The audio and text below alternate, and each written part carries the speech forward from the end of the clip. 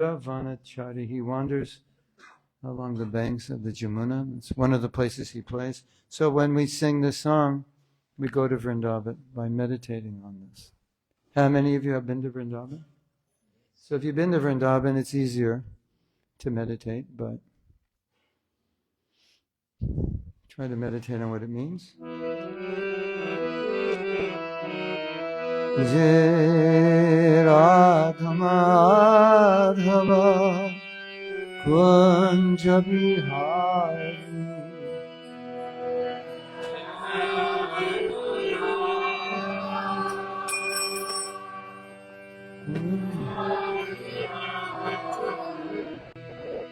Jai Radha Madhava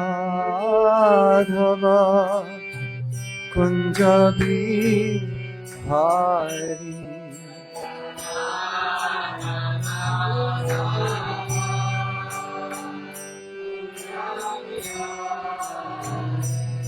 Gopi Janamalabha Girivardhari Gopi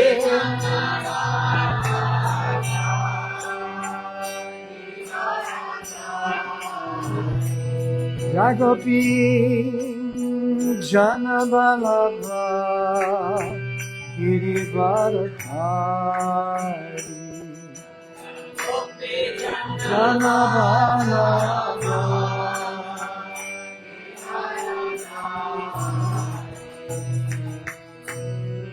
Shodhanandana Raja Jana Ranjana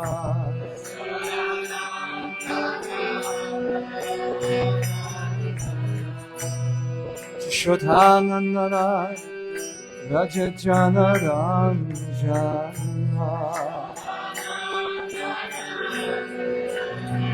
Kamuna Tira Vanachari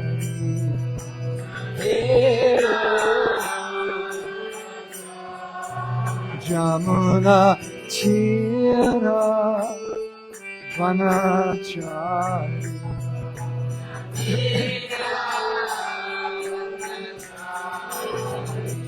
Jaya Radha Madhava Kunja Bihari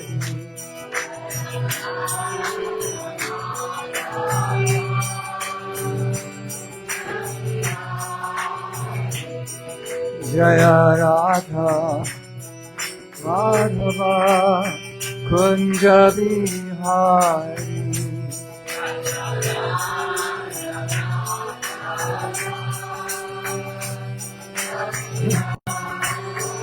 Jai Gopi Janabalabha Girivardhari Gopi Janabalabha Gopi Janabalabha Girivardhari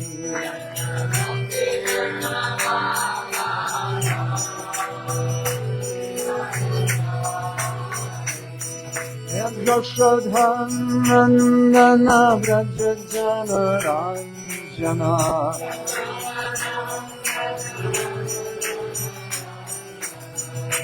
Yashodhanandana Vraja Jana Ranjana Jamuna Tira Vanachari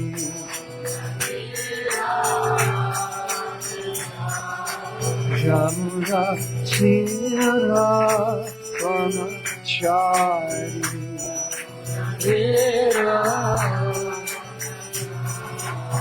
Jaya Radha Madhava Kunja Bihari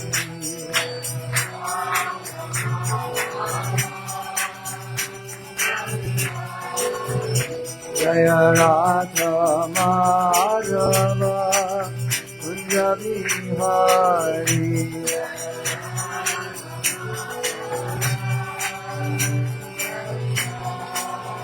Radha Madhava Kunja Vihari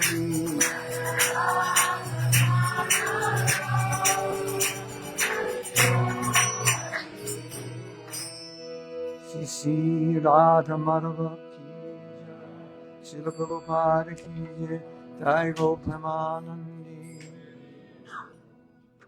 Shri Krishna Krishnaya Bhutale Srimati Bhakti Vedanta Swami Iti Namane Namaste Saraswati Devi Gauravani Pracharine Nirvishesha Shunivadi Paschati Mukam Karoti Va. Could you actually move that? Maybe. Mukam Karoti Vachalam Pangurangayate Girim Kripatamaham Vande Shiguru Dinatani. So as we mentioned last night, we decided that every morning during Bhagavatam class, we would speak about various aspects of Srila Prabhupada. And the goal is to help us develop two things: our understanding of our relationship with Prabhupada and an understanding of Prabhupada's mission and thus our place in his mission. Because if you're in this movement, it's essential to understand the mind of the person who created it. Just like in the in corporations, they have missions, and that mission is meant to guide the corporation, and that mission is meant to stay intact. And a lot of times they forget the mission. I once did a program at a bank, and after I did the program, I went on their website, and they had their mission statement, which was like from maybe 1920. It's a really nice mission statement.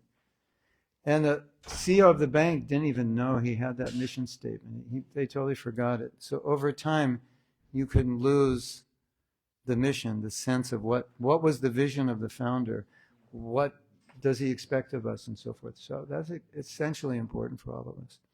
So we'll tell stories about Prabhupada and we'll weave into it. And many of you know these stories. Perhaps we can highlight the context in which they happened. And as we mentioned yesterday, if you have questions, that's good. You can actually interrupt me at any time if you have a question about something, because I'd rather not go on until we're clear. Okay? And if we can set up like this every day, I think it's better for three reasons. I'm next to Prabhupada, I can see the deities, and everybody's the same distance. When you're there, the people in the back are. And the further you are away, the less energy there is. Unless I scream and do this, which I don't normally do, but unless there's hundreds of people, you have to do that. So, one of the stories we've heard, but I would like to, most of you have heard it. It's a quite interesting story if you think about it. When Prabhupada first went to meet his spiritual master, number one, he didn't want to go because he had met so many bogus gurus, and he thought, in India, there's bogus gurus on every street corner. And his friend said, no, you should meet this one. He's a sadhu. And he's like, I've seen them all. He said, no, this one's different. So Prabhupada said his friend actually forced him. No, you have to. And then as Prabhupada tells the story, if this actually happened, and it must have happened because Prabhupada said it, as soon as they came in, they paid obeisances, they got up, and Srila Bhaktisiddhanta said, you're educated boys, you should preach in English. Like, he didn't even know who they were. And I'll tell another story which may explain this story. This is a story from Prabhupada's godbrother, and they were talking about preaching in the West. And Srila Bhaktisiddhanta said, someday someone will do it. You know, they had no idea, because preaching had only gone outside of India to Burma, but nowhere else. And I just heard yesterday that in Gaudiya Math, they had gone to almost all the villages of Bengal, and they thought they had fulfilled Mahaprabhu's mission of every town and village. They thought that was every town and village of Bengal. Yeah. Prabhupada wasn't thinking that way. Srila Bhaktisiddhanta wasn't thinking that way. So Srila Bhaktisiddhanta said, someone will do it. And this godbrother who told this story said, I was sitting behind Prabhupada, and I could see Bhaktisiddhanta, when he said someone will do it, was looking at Srila Prabhupada. Hare Krishna. So if Srila Bhaktisiddhanta, as soon as he sees Prabhupada, says, you should preach, and then looks at him and says, someone will do it, it appears to me that he already knew who Prabhupada was and how it would unfold. Another time, Prabhupada was so qualified to manage, so they wanted him to become temple president, maybe in Bombay or Mumbai or Allahabad, I'm not sure. And Bhaktisiddhanta said, no, leave him, he'll do everything in course of time. So you have basically predictions. There are other predictions, but at least within the history of Prabhupada's life, these are predictions given by a spiritual master. And then another story.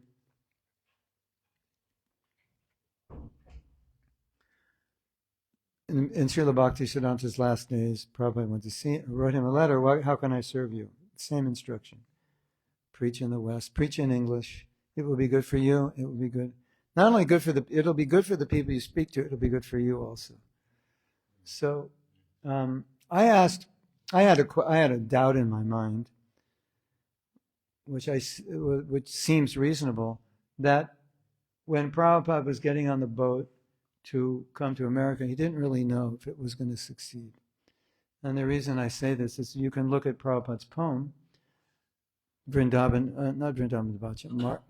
Bhagavad Dharma, and he questions how this can work, because America is the most materialistic country.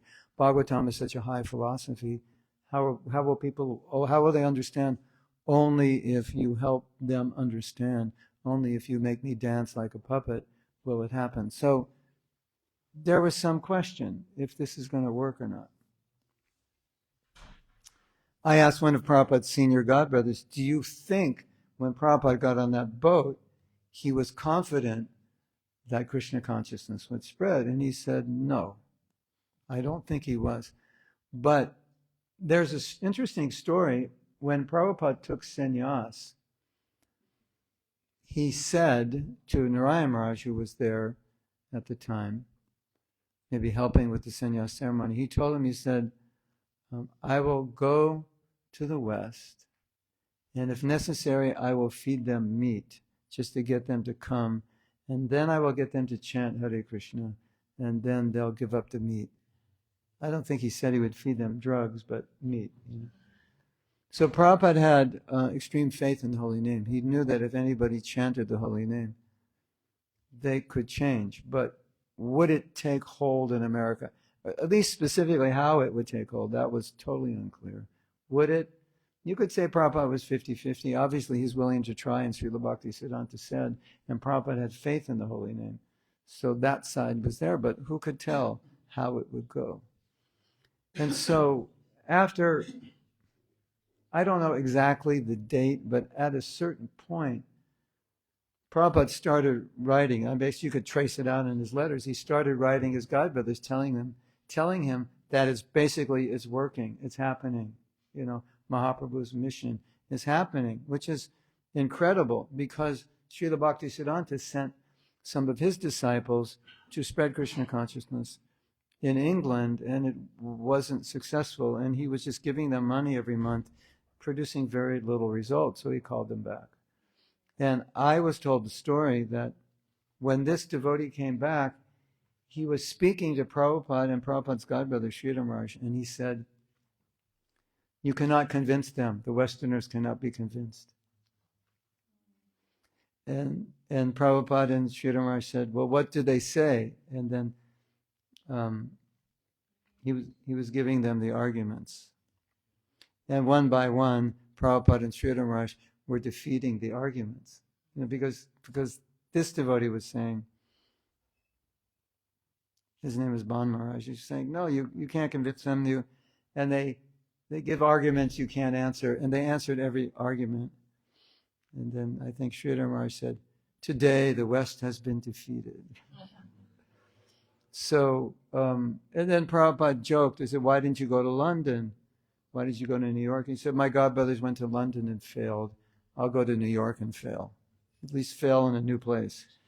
So there was, I think, I mean, we can't say for sure. Maybe Nareshwar could also add, but what do you think? Some doubt, or when Prabhupada was... I don't think there was any doubt. Definitely Prabhupada had faith in the holy name, that's for sure. But how it definitely was, he didn't know how it was going to happen. But it seemed to me there was a point where it's like, wow, it's actually happening. People are coming. Because he was testing, he'd walk around New York, he'd take a bus, he was just observing people and trying to understand them. But definitely there was a certain point where it's like, this is happening. And he was writing his godbrothers, it's happening. The prediction, it's going to happen. People are taking to it. And he got nothing back from them, like no interest. I need your help, let's do it, we can spread this mission. They got nothing. Somehow or other, they were not invested in that mission, or there was some envy there, but he couldn't get help. So it was extremely discouraging. And one time a disciple of Prabhupada was discouraged because of the way the men were dealing with her. They were making some kind of demeaning statements about her or about women. And she went to Prabhupada and she said, Srila Prabhupada, I am so discouraged. The men are saying this and that. And Prabhupada said, you have no right to be discouraged.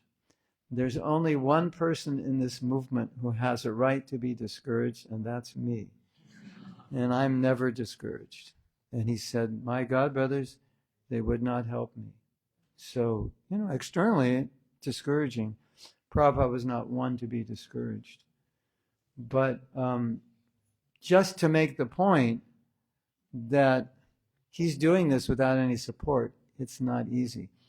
And I believe it was Malati who said that in the early days, it was very difficult for Prabhupada. And Prabhupada said, I used to sometimes go to bed hungry, and I couldn't sleep because of hunger pains. So, Prabhupada's making this tremendous sacrifice, just basically putting his life on the line. For who? Turn to the person next to you and tell them, Prabhupada put his life on the line for you.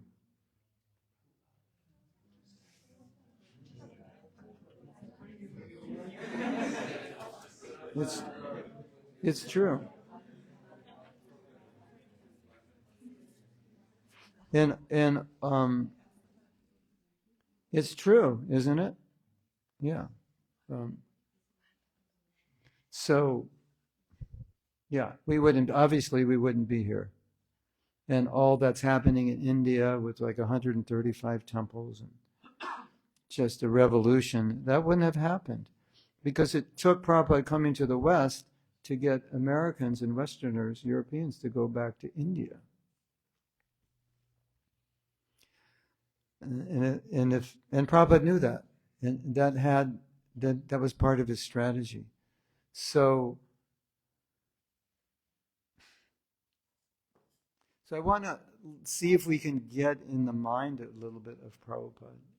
One of the things that we can get in his mind, because he told us these things. He was asked questions like, Srila Prabhupada, if we don't become Krishna conscious, and they said, what is our relationship? The question was, is our relationship with you eternal? Prabhupada said, yes. Will you have to come back, Prabhupada, if we don't become Krishna conscious? Yes. Therefore, become Krishna conscious and go back to Godhead in this lifetime. That was Prabhupada's request to us. I was in a lecture in Los Angeles, it must have been 1973, and Prabhupada said, if you don't become Krishna conscious in this life, you may come back in a very wealthy family. And I'm from Los Angeles, so when he said that, I was visualizing people taking birth in Beverly Hills. Do you know about Beverly Hills? It's quite a wealthy place. But above Beverly Hills is a place called Bel Air. It's even nicer. So I was visualizing all these people taking birth there. And I had friends there, but no one had become a devotee. So Prabhupada said, you may take birth there, but you'll likely become illusioned by the lifestyle you were raised in. So he said, there's no guarantee.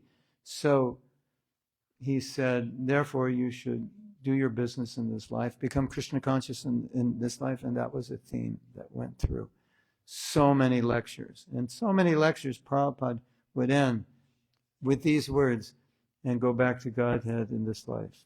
That's how it would end. And all the devotees would go crazy and scream and Jai Prabhupada and all of that. So we definitely understand that's what he wanted. Can we do that? Can we perfect our life? He thought we could if we chanted the holy name without offense, if we took to the process of Krishna consciousness. Not that he thought we could, he said we could. And that's what he wanted. So, of course, because Prabhupada's a pure devotee, his heart is full of compassion. Bhaktivinoda Thakur said something very interesting. He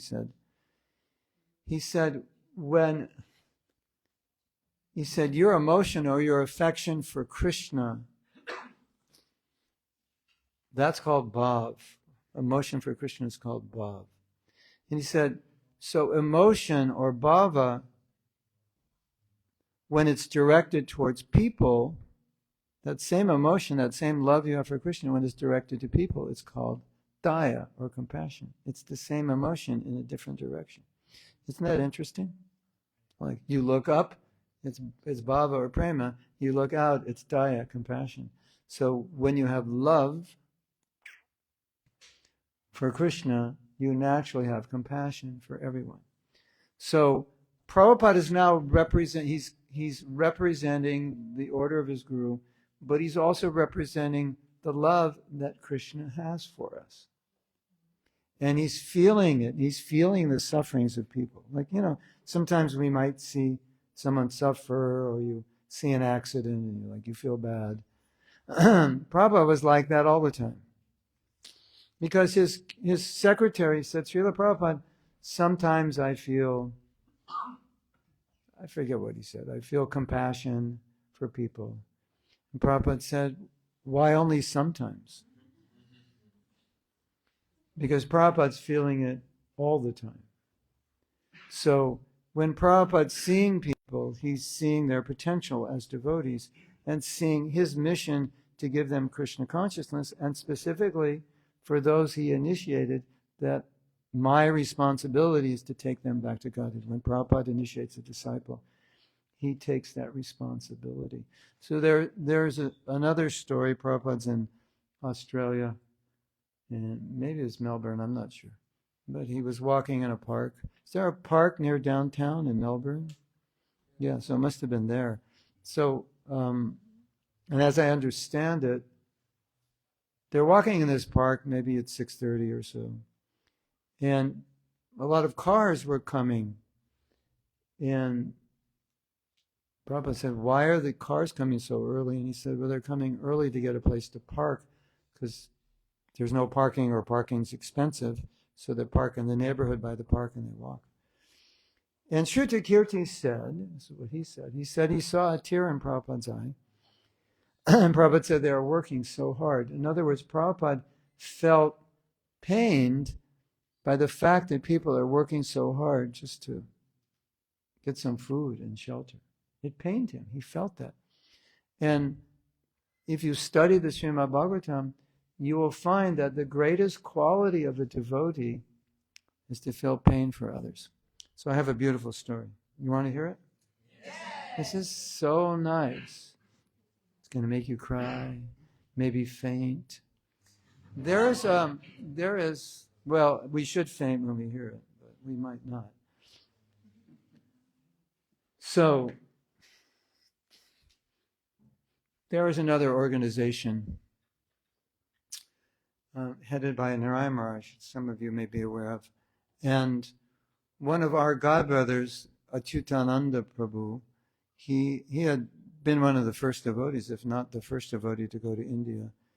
and he lived there alone. And maybe one other godbrother came for a year or two or three.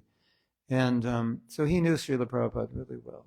And he was invited to this program with them to speak.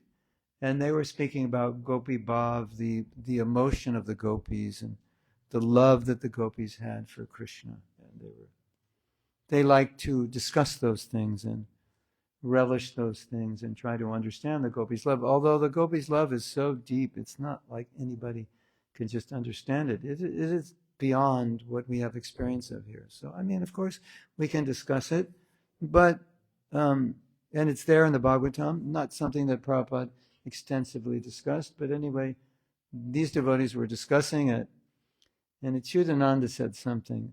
Achyutananda is so witty and intelligent, only he could say this, I think. He said, you want to know what Gopi Bhav is, you want to know what the love of the gopis is, that is when you're 69 years old and you get on a boat to come to America to preach, to risk your life. That's Gopi Bhav. Wow. You like it? Isn't that beautiful? Wow. Hare Krishna. And then, those of you who are younger devotees, you can learn about the history of ISKCON and how it developed, and you can read about the sacrifices that the devotees made and the compassion that these devotees had. And a lot of times devotees say, well, your generation, the disciples of Prabhupada, you had such deep compassion and enthusiasm. We were trying, or we were, perhaps you could say, endowed with Prabhupada's enthusiasm and compassion because it was so deep. And we were surrounded by it. We were watching it all the time. We were hearing things that Prabhupada would say, help people. They need your help. Spread Krishna consciousness. This is the only thing that can save the world. And he would make so many sacrifices. There's a beautiful story. Prabhupada was in Mexico, and the devotees had arranged a television show where they were trying to arrange a television show. It was the biggest talk show, interview show in the country, and I think it went on like 11 o'clock at night, maybe even midnight. It went on 10, 11, like it was late. And they finally got the news a few hours before. It might have been 8, 9, 10 at night. They got the news that they could go on the show. And that means they had to drive, I think it was like an hour, 45 minutes. And they said, Srila Prabhupada, we have the news that we can go on this show. They just allowed us. But it's going to go on late, and it's a drive, and you're going to get back late, and you've been preaching all day, and maybe you don't want to go. And Prabhupada said, how many people are going to watch the show? It was something like 3 million. And Prabhupada said, Prabhupada would say, we can sleep later. We won't sleep early tonight. We won't sleep normal. We can sleep later. And the devotee said, but maybe you'll be inconvenienced. And Prabhupada said, if I think of my convenience, then how can I spread Krishna consciousness? So, and then I once read this letter. As you may know, Prabhupada was traveling all around the world. And I came across this letter that I never saw before. And I don't know, maybe it was about 1976. And Prabhupada said, I can't travel like this. Crossing time zones and 12-hour flights, Europe to Australia, and then back to India, and then to America, and then to South America. He was doing it, and it was difficult. And finally, in this letter, he said, I can't do this, it's too hard. We thought Prabhupada was like transcendental to jet lag, and it seemed that he was. He was revealing that it's not easy. But he's making these sacrifices for the conditioned soul. And probably, I think, maybe the manifestation of Prabhupada's greatest compassion for the conditioned souls is in those last days of his life when he hadn't eaten for months. You ever not eat for a day? You know how weak you get? You're like on a fast day. By the evening, some people will faint if they have low blood sugar. You get very weak. Could you imagine fasting for several months? How weak you are. Plus you have a disease. And in spite of that, Prabhupada's translating. That is probably one of the most amazing things I think that's ever happened on this planet, that someone in that state, he has no energy. He has to whisper, and his compassion is pushing him to translate his books. And he knows he'll maybe only have a day or two left to live, and he's still translating because he can't stop. His compassion is so strong. So, how do we process this? And you might think, well, I don't have that kind of compassion. And it's not going to, like very few people have that level of compassion. But at the same time, we see that as an example in Bhagavatam. That's what great devotees have. They have that level of compassion. And that compassion means they feel the suffering. They feel suffering for other people. And so Prabhupada wanted us to at least have a semblance of that mood of his, to have that concern, to feel that pain, and to try to share Krishna consciousness with others, because he's giving us the medicine. Here's the medicine. This movement is important. It can change the world. And it was so beautiful to watch what was happening.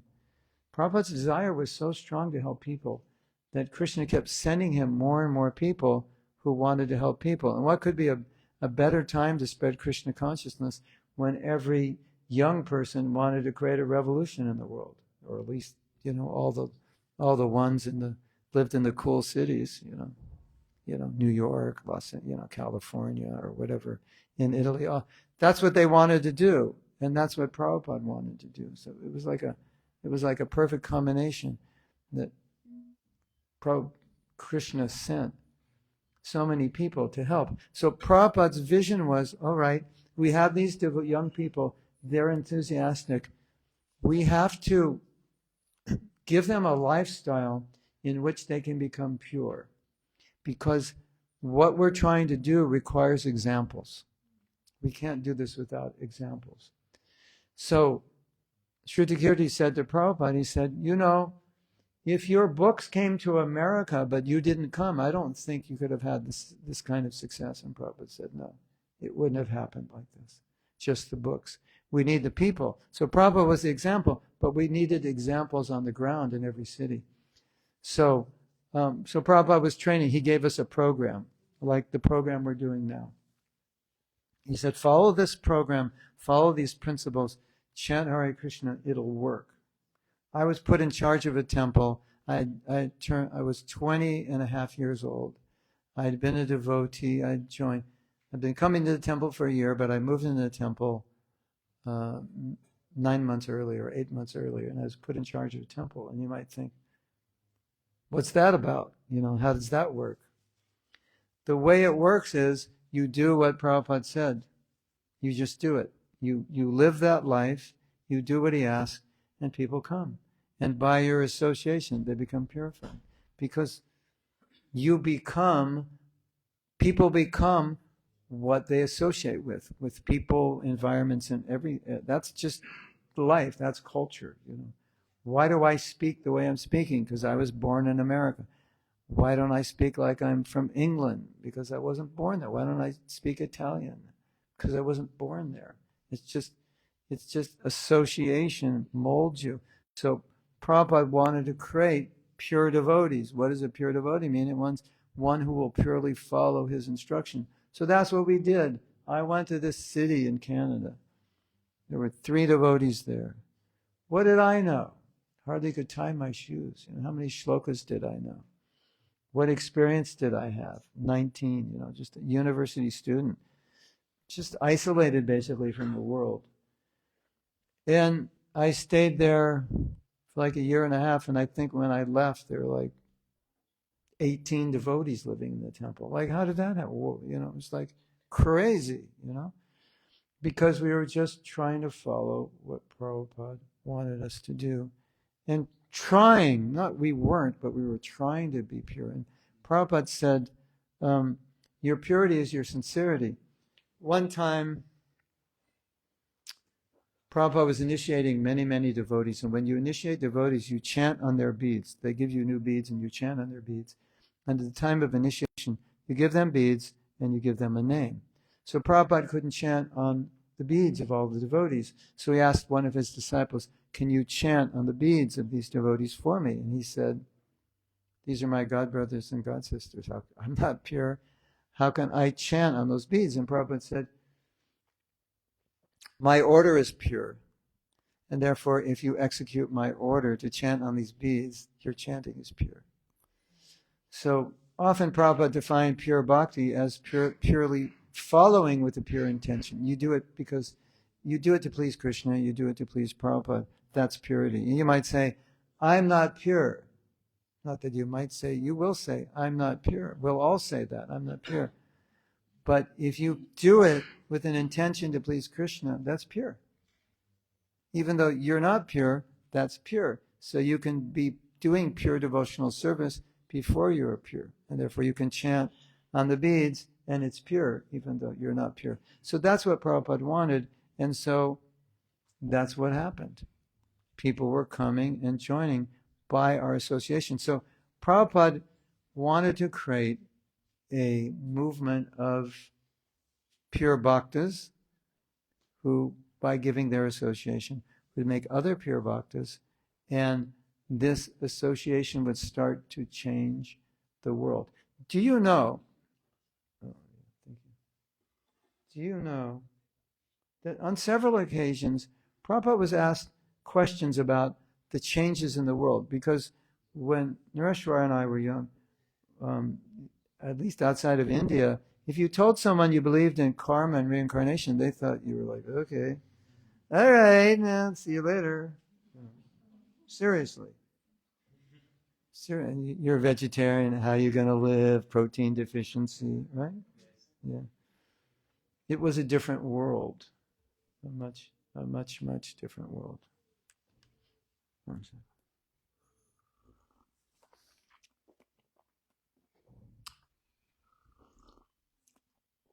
So,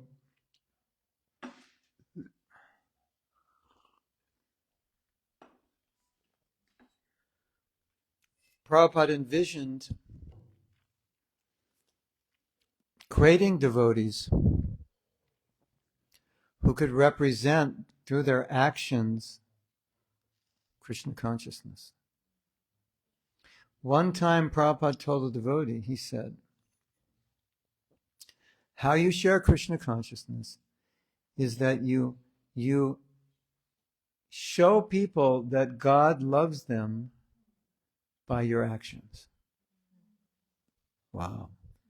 Show people that God loves them by your behavior. So you could say that was Prabhupada's strategy. That we will help you love God and we will set the example. So, one time we were in India, it's 1975.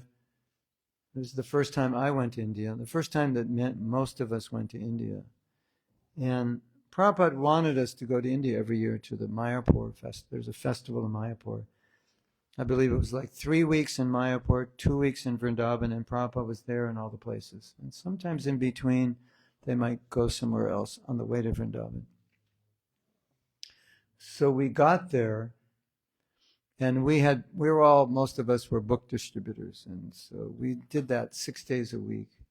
Pretty much that was our service. We would go out and meet people and try to convince them to take Prabhupada's books. And it was sometimes exhausting, especially in America. People can be a little nasty sometimes and uninterested. And so it was often tiring. And so Prabhupada said, he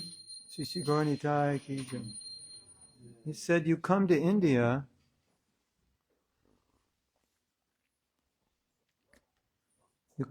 and get rejuvenated.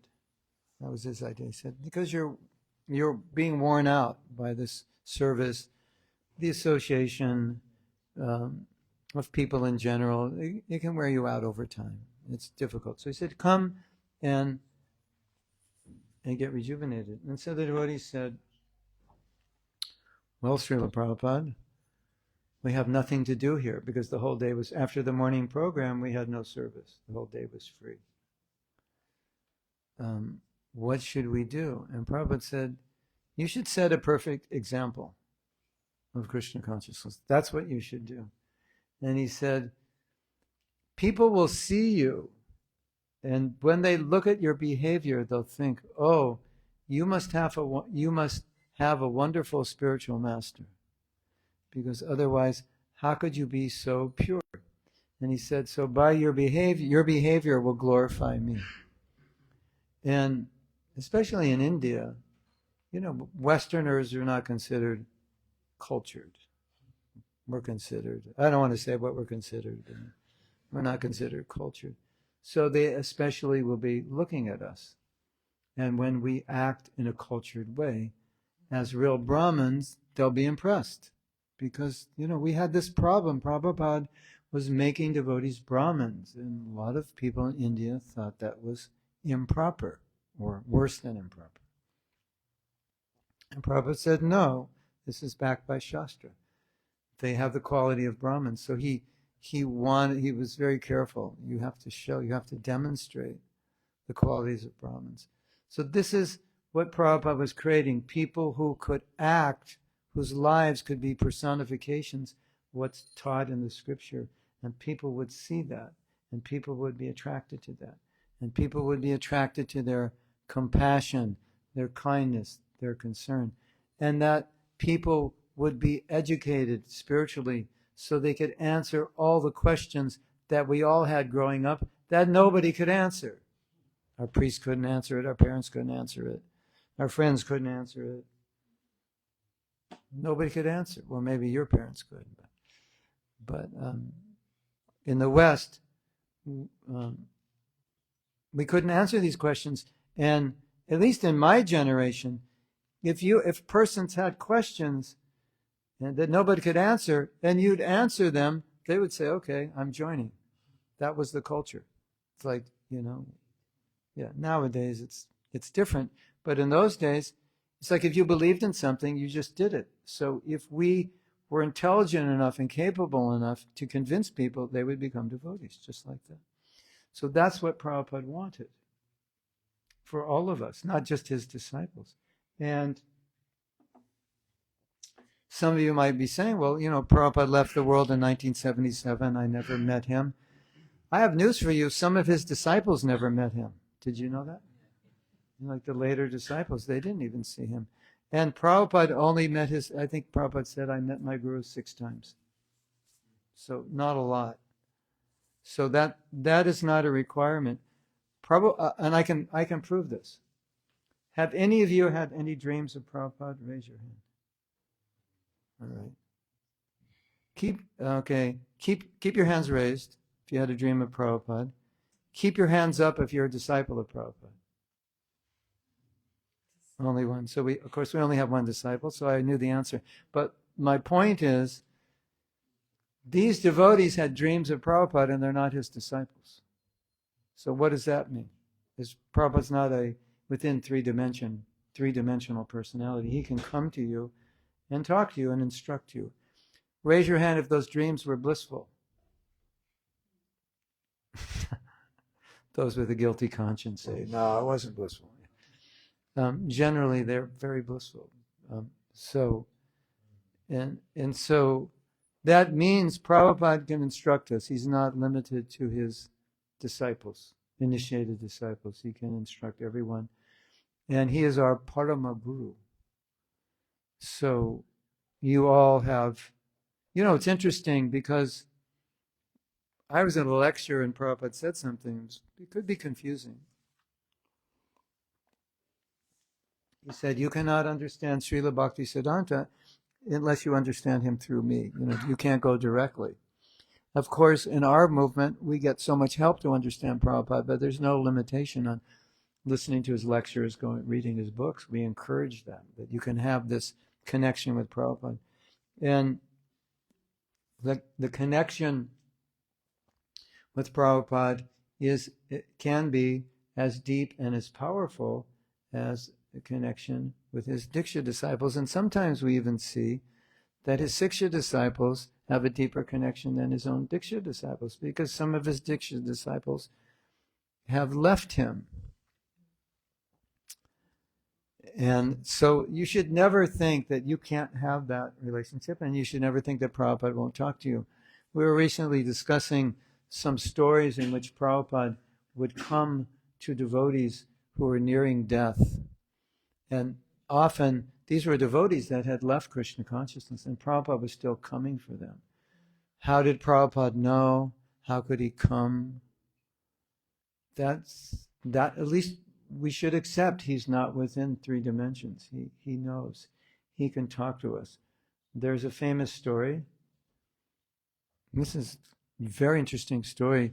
We have a center in America. It's called New Vrindavan. There was a time when there were some problems in New Vrindavan, and Prabhupada, his murti is there. They built a whole palace for him, and they have a lot of tourists. And as the story goes, even if it's not true, it's a good story. But I think it's true. So they had busloads of tourists, just average Americans who are not necessarily interested in spiritual life, but they wanted to see the palace because it's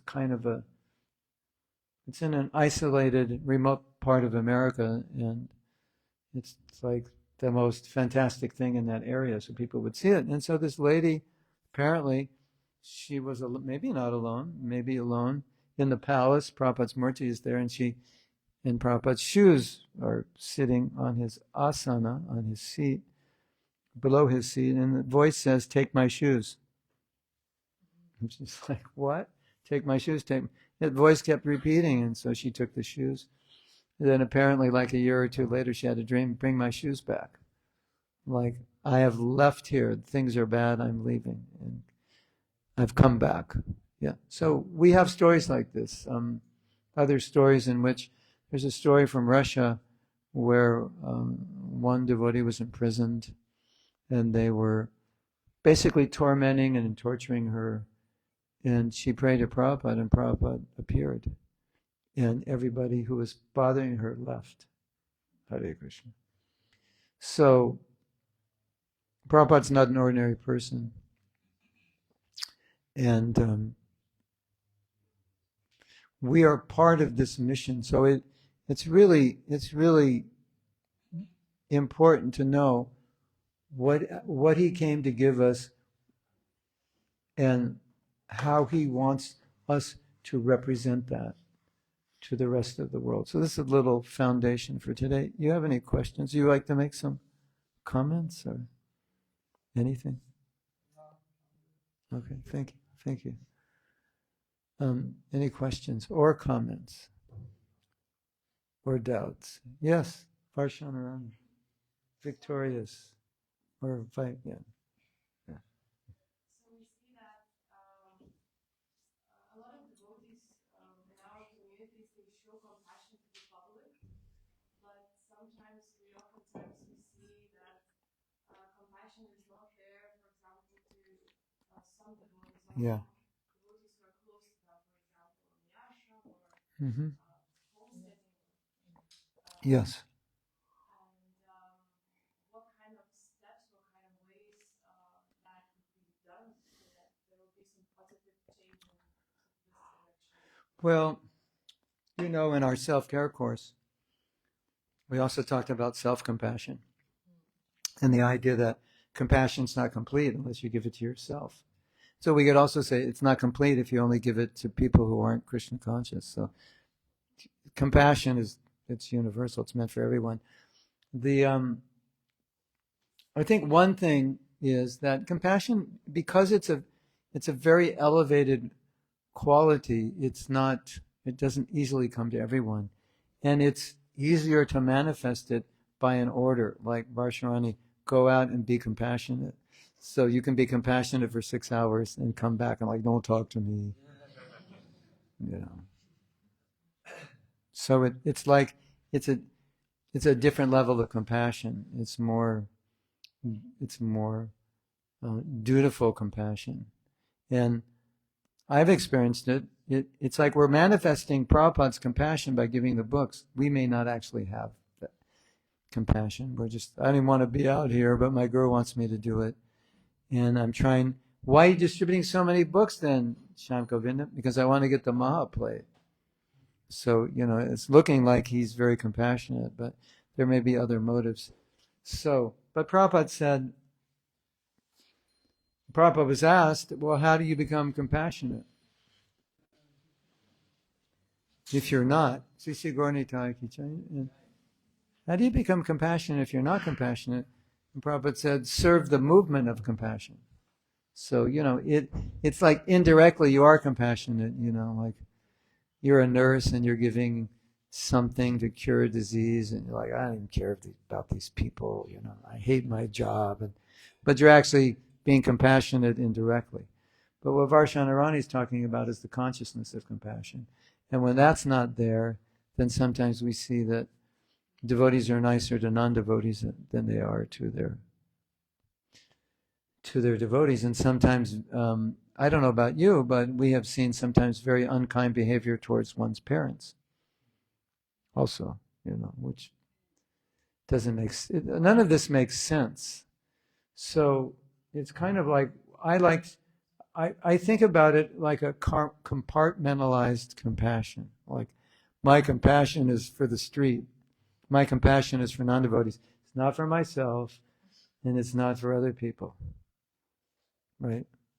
So that's just a misunderstanding. And I think the problem is the movement started with a lot of young people who couldn't understand all these things. So our fanaticism for compassion, we burned people out, we burned ourselves out, we burnt devotees out, We were on fire, burning up ourselves and everybody else. So as we matured, both spiritually and materially, then we understood, that was a mistake. That's not real compassion. And we need to understand more that compassion means caring, suffering, caring for the suffering of others. And those who took the self-care course, well, it doesn't matter, I'll tell you. I did something which I thought was totally cool. I went online and I got the mission statement for the Devotee Care Department. The Devotee Care Department is a department organized to care for devotees. It has a mission, we care for the material, spiritual, emotional, social, psychological well-being of the devotees so that they can be happy and fulfilled and then give Krishna consciousness to others. I took that mission statement and instead of saying devotee, I said self. So we take care of the emotional, spiritual, social, psychological, material well-being of ourselves, because that's complete compassion. Not just to give to others, give to ourselves. And so we have the compassion for the non-devotees. Niranjan Swami saw it was a problem we're not compassionate enough to devotees. We need to be more. Then I said, but we're not compassionate to ourselves. So that's complete. So compartmentalized. It's easier to compartmentalize, right? Just be compassionate for 6 hours when you go out.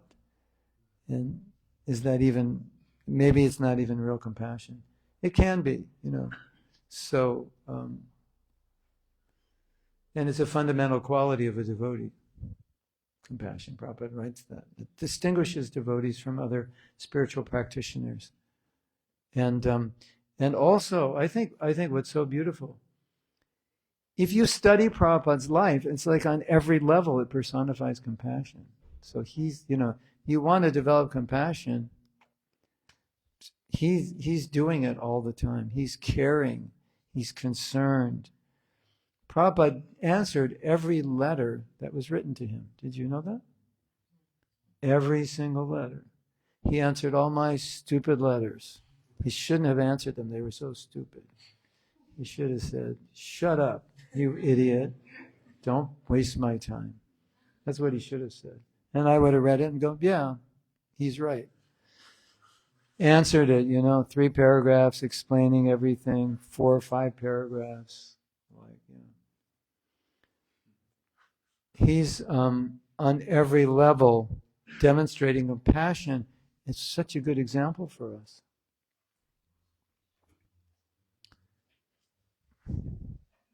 Prabhupada was willing to break so many rules just so we could become Krishna conscious. He was willing to take hell from his godbrothers so we could be Krishna. He didn't care. Because he was looking at us and said, I want you to go back to Godhead. I'll take the heat.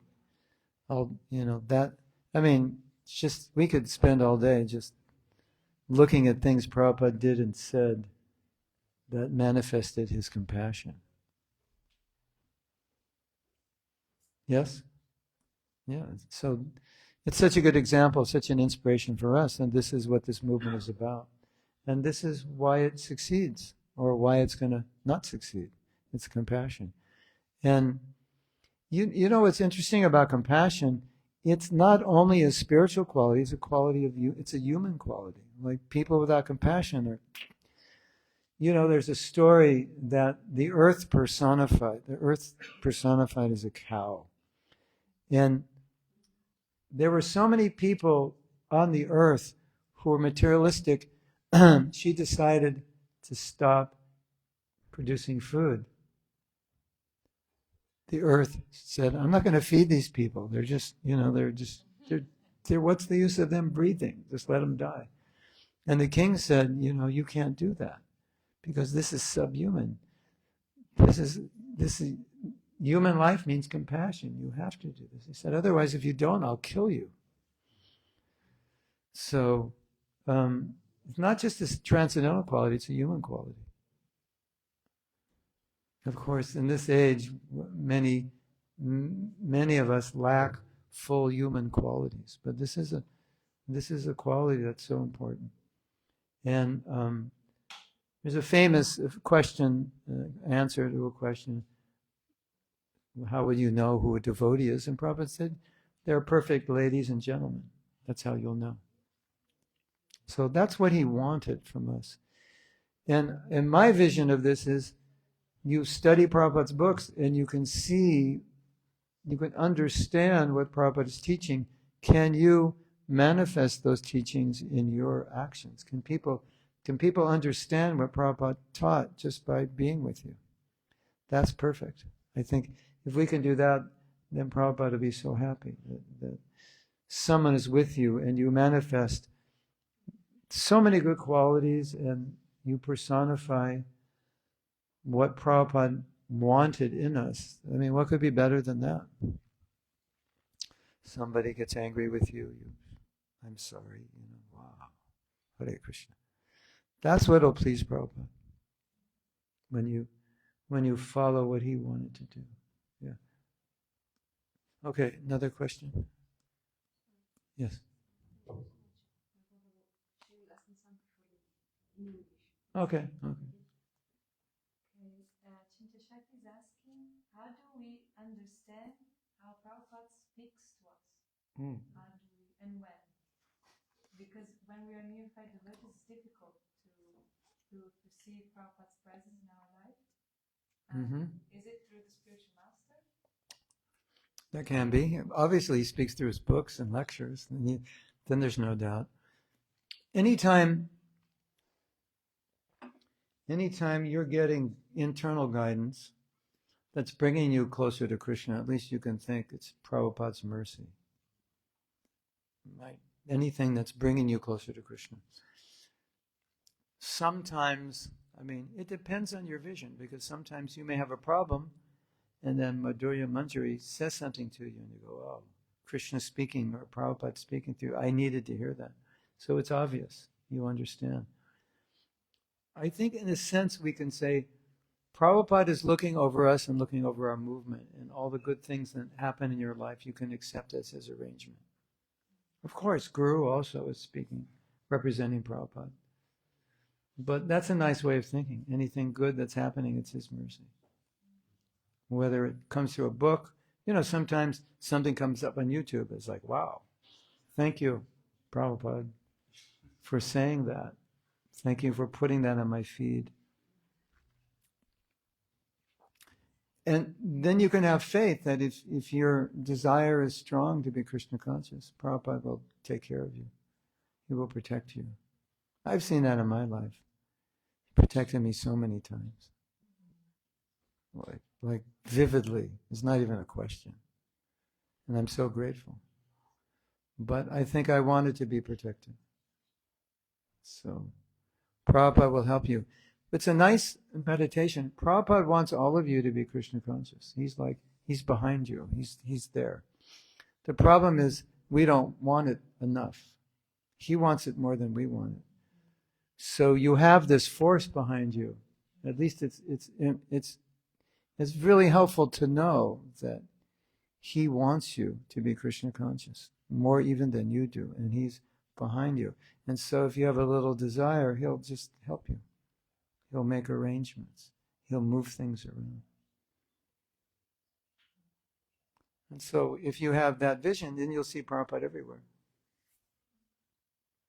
Is that okay? Or you want more of a sign, like a lightning bolt on your head? We just had a japa retreat, and we were saying that not only is Prabhupada behind you, the whole disciplic succession is behind you. Like everyone is rooting for you. Shyam Govinda, go for it. Be Krishna conscious. Prabhupada, Bhakti, your group, Prabhupada, Bhakti Siddhanta, Gaurkishore Das Babaji, Bhakti Vinod Thakur, Jagannath. Like everyone is behind us. And we're thinking, I don't know.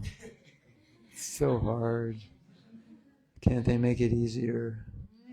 So early in the morning. So many rounds. No grains on Ekadasi. No onions and garlic. Yeah. If I would offer you a Bentley's like, I think they start at 350,000 euros. I said, you could have this Bentley. All you have to do is chant 16 rounds and follow 4 principles. Would you say, okay? Or would you say, could you make it cheaper? How about 3 principles and 4 rounds? So going back to Godhead is a much greater gift than a Bentley, isn't it? And if you want it, Prabhupada will help you. He'll make it easy for you. Hare Krishna. Santa Claus has come with all the presents. I think. He'll make it easier for you. So it's a beautiful thought to know that behind you have so many well-wishers who are rooting for you. And when you show them you want help, they will help you. Isn't that nice? Because on our own we think, I can't do it, it's too hard, right? But you have so much help. And one of the manifestations of Prabhupada's help is all of you. You're all here. Because we can't do this alone. So Prabhupada created all of you. We had this as I was saying, we had this japa retreat, and japa retreats are so special. And everybody's saying, "Oh, Mahatma Prabhu, you're this, you're so great." And I go, "No. It's because of all of you are here. We're creating this environment of support, and we need one another." So I say Prabhupada's greatest gift that he created was the devotees, because we can't be Krishna conscious without devotees. It's impossible. Nobody can do it. It's the most fundamental principle of bhakti is sadhu sangha. So, what a gift Prabhupada created. He created temples where why did he create temples? Because we need sangha, and you need a place for the sangha to go. So he created temples. It wasn't his original plan. So, what a gift Prabhupada gave. So he's always giving, and he's always helping. All the time. Yes. Yes? Yes. Yes? Yes. Yes. Thank you. You had a question? No. Yes. I forgot your name already. Cowherd boy, right? Natan. Natan. Sometimes you have compassion, but you don't know how to show it the proper way. You have advice because someone to show compassion with devotee is different to show compassion with. Oh yeah, that's a good question. Can you repeat the question? He said sometimes you have compassion, but you don't know how to show it. I can tell you a story of how to show compassion. We had a festival in a place called San Diego. It's in the southwest of the United States. And our temple was near a beautiful, beautiful park. Prabhupada used to walk there. And our deities are named Radha Giridhari. Giridhari is Krishna lifting Govardhan. So we had a festival in the park for Govardhan Puja. And they made gulab jamans. You know gulab jamans? They're like donuts soaked in sugar. Yeah. I was thinking at the time of initiation, we should also say, when we say no intoxication, we should say including no more than 3 gulab jamans, because after 3, it's like,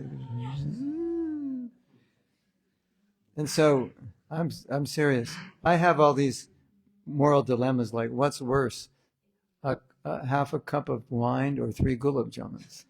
Because you won't get high on a half a cup of wine, but on 3 gulabs, or 4 or 5, or there's a certain number where it'll start being, Anyway, so we made lots of gulab jamans, and they were, these trash cans, what do you call them here? Trash can. So filled up with gulab jamans and juice, because they soak in juice. And the temple president, he would go around the festival, and he'd pick one out of the trash can, it's clean, and he'd say, open your mouth, and he would just put gulabs in everybody's mouth at the festival. That's compassion.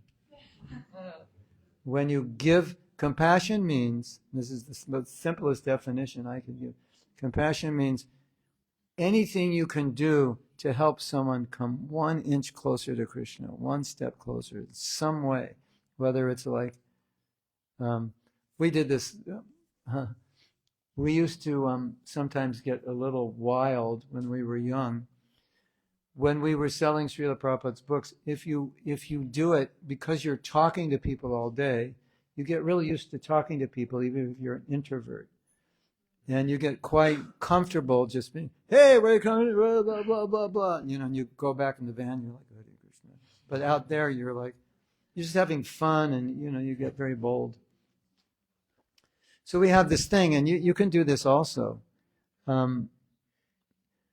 We're just like in the van, we distributed like 1 million books, and we're like, we're so happy.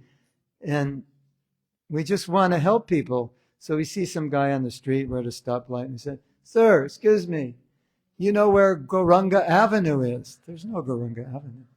And Gauranga is the name of Lord Chaitanya, and if someone says his name, there'll be benefit. And I swear, literally, he did this. He went, Gauranga? Like, you do like, I don't know. He did that. And we're like, yes. So compassion means anything you can do. Just get someone to say Gauranga, right? Put a sweet ball in their mouth. Distribute a book. Invite them to the temple. Make friends with them. Encourage them in their spiritual life. Invite them to see the cows. Anything you can do to bring people something. Just smiling.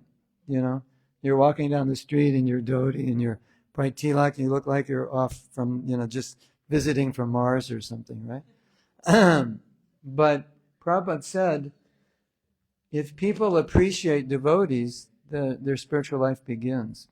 It's called Shraddha, faith, but faith is also appreciation. So if someone sees you and says, he's such a nice boy, I love him, he's so happy, like, they're advancing, they're appreciating. Just to say Hare Krishna is good, they advance.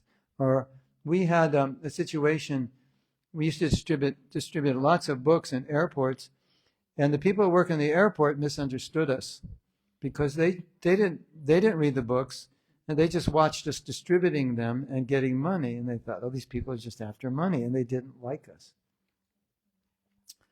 We started baking cookies and giving them all cookies, and they all loved us. And they all wanted to be around us because they would get cookies from us. So, we want to, anything you can do to make someone favorable to the Krishna conscious movement, or just say Hare Krishna, or ask them where Gauranga Avenue is. You ever heard Gauranga? What is that word, Gauranga? Could you say that? Yeah, like that.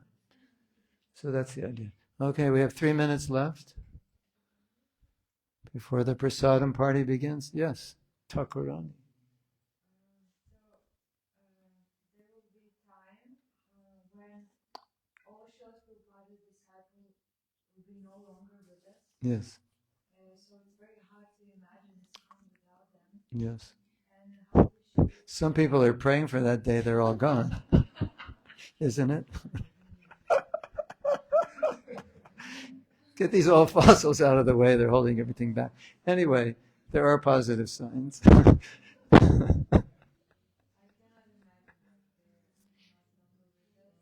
Yeah. Yeah. Yeah. I understand that there is like instruction in Prabhupada's books and a lot of lectures of disciples, but it's just like for me, so hard to imagine that I can do something for Mm-hmm. ISKCON, Yeah. Krishna consciousness, so I'm just feeling very weak and You're feeling weak thinking that we're all going to be gone. Or you're feeling weak now. Or both. Feeling that there's a lot of burden falling upon the shoulders of all of us. Well, I think that you say we can't imagine what it'll be like when Prabhupada's disciples are gone. I think for us, that was even a greater challenge, because we couldn't imagine what it would be like when Prabhupada was gone. And he's so much greater than we are. I think it was even more shocking to think of it. And, from 1967, Prabhupada was giving us this burden. You have to become guru. You have to teach. So when all the disciples are gone, hopefully you have learned enough from them that you can go forward strongly and intelligently and creatively, as we have tried to do. And maybe what you can do is rectify some of the problems we created. Don't recreate them, and don't be afraid to do that. In fact, I actually wanted to give a whole class on something like that. Like, go ahead and do it. You can, you know what Prabhupada said? This is like crazy. He said, I did 10 times more than my guru. Prabhupada was not boasting. He was just stating that when you get the order from your guru, and so Prabhupada's saying, I got the order from my guru. I don't feel I was qualified, but I took the order. I did 10 times more. Wow. And Prabhupada said, and you should do 20 times more. So he's making a statement that, it's like your father starts a company, you take it over, it takes off, because he did all the hard work. And now the company's going, it's got momentum. So that's Prabhupada is stating, you could say, a law, in a sense, that the successive disciples, if everything is right, they will actually, at least they can, actually do more. So you can all do more. We didn't do that much. We did something. We messed up some things. We did some things. You have a whole new, we did the groundwork. You have another level. It's not so much groundwork anymore. It's the next level. Like here, Varnashram, and so many things. And society changes, and you know better than we do. We're like so out of touch. If I don't ask my daughter, like, what's going on out there, and explain it to me, I don't know how young people feel and think. I only know how my generation feels and thinks. So you are all, well equipped. And that's what Prabhupada expects of you. And if you say, I don't feel qualified, that's okay. You don't have to be. But Krishna will empower you. And so that qualification, to be willing to be empowered. And there's no reason you can't do what we did. And there's no reason you can't do more than we did. The world's waiting for you. I'm going to keep telling you this all the time. I'm going to make you feel, you're going to hate me by the end of this. You are the future hope of the world. The world is waiting for you. I'm just putting burdens on you. But it's true. If you become Krishna conscious, you can do amazing things to make the world better. Raise your hand if you want to make the world better. Yeah, we all do. And you can't, and this is the best way to make it better, is first work on yourself, uplift yourself. And you'll be like a light beam, and people around you will light up. We may not be special, but when people see us chanting and smiling, like, they never see people smile like that unless they're drinking beer or something. Yeah. Isn't it? Or I guess wine in this country, yeah. Okay, I think Maternath wants me to explain to you that we have books You want me to explain it or? Yeah. So I wrote a book called Japa Affirmations. This book is meant to help you, put you in the right mood to chant japa. So, like we said this morning, don't just chant, but be in the right mood to connect. And then this book was very successful. I didn't even expect it. I was asked to write it, but it was very successful.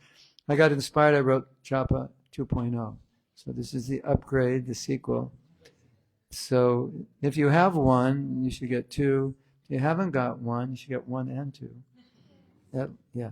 And then you should get this one. But, oh yeah. Then we have cards. All the affirmations are on cards, like tarot cards. So they fit in your bead bag and you can pull them out when you're chanting, right? I get to chant, I want to chant, I love to chant, that's an affirmation. I treat the Maha Mantra as Radha and Krishna, fully present in sound. So they have different pictures. And an explanation on the back. So this is just facility to help you chant. And what's really cool, I'm very proud of myself for doing this. These are all the cards on a poster. So you can see them all at once. And this is for your temple. That's a donation for your temple.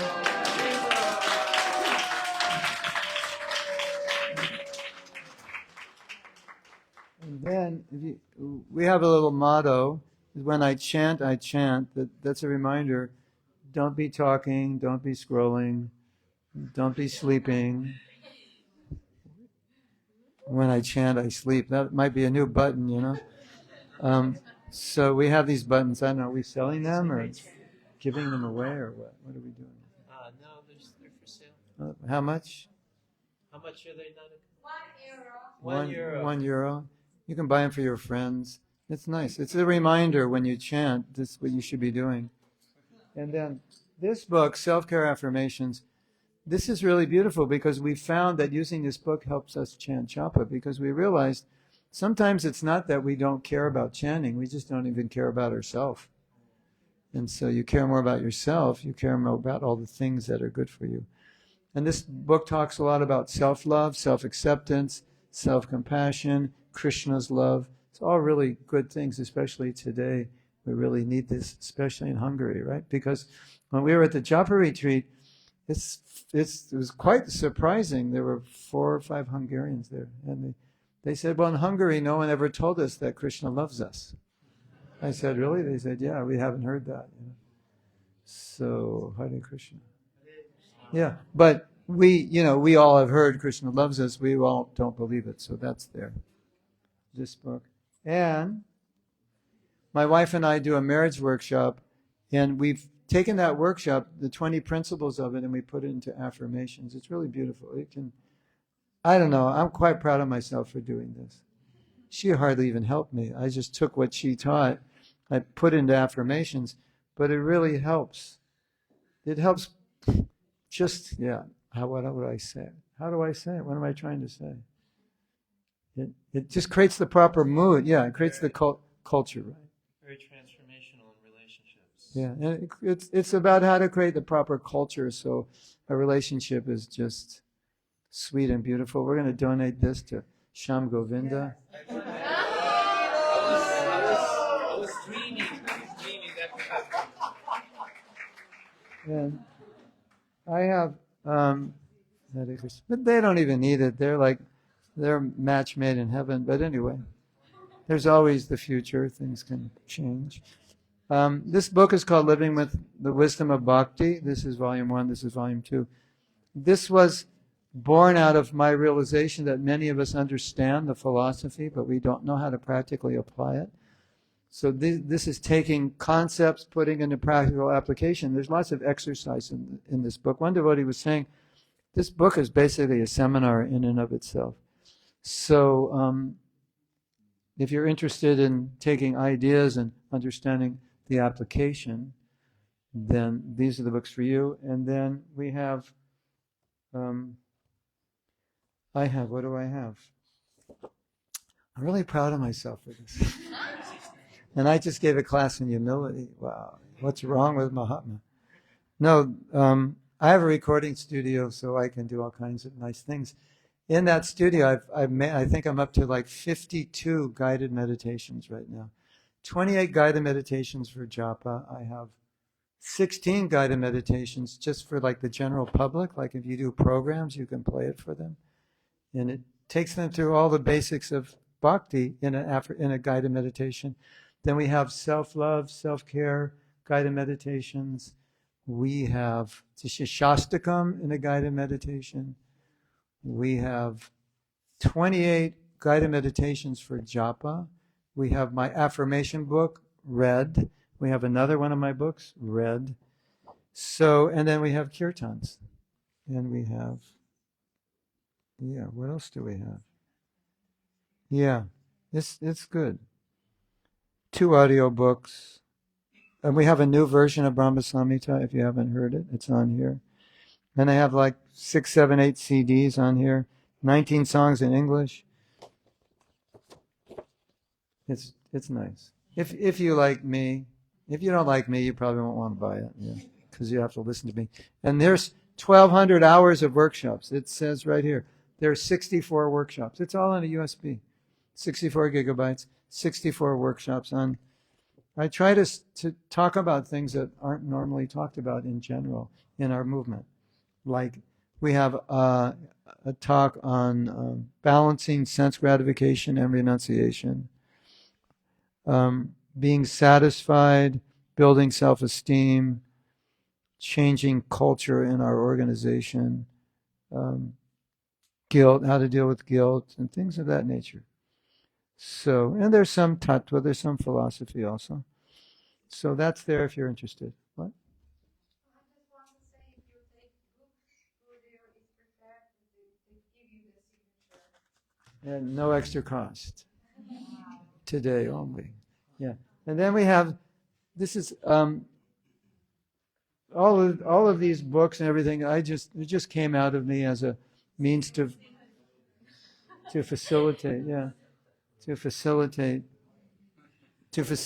you. And these shirts came out of my classes. I would say something in class, and then I would say, you should make a t-shirt out of this. So we started making t-shirts. Yeah, we have a song, Say No to Maya. We can sing it tonight. And this is one of my favorite. It just came out. Chant, dance, feast, repeat. Yeah, this is basically what the Hare Krishna movement is about.